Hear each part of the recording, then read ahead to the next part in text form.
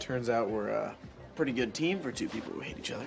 I don't hate you. With the introduction of the titular character Devi Vishwakumar in late April of last year, it didn't take long for Never Have I Ever to be heralded as a solid step forward in the name of inclusivity. And with the incredible subject matter being an Indian American discovering her place in the world, there was really no way that this project wasn't going to be successful, with many still waiting patiently for the coming of the second season. But what do we really know about Season 2 of Never Have I Ever, and is there any truth to the rumors that this second installment may be its last? Well, whether you're a fan of the franchise or just want to know more about the future of the dynamic show, you've come to the right place, as we're about to explore everything there is to know about the coming days of Never Have I Ever. So strap yourselves in and get ready for an informative ride, as things are about to get exciting. But before we get into it, make sure to leave a like and subscribe with notifications on so you don't miss out on any of the new videos we post. The renewal of the franchise.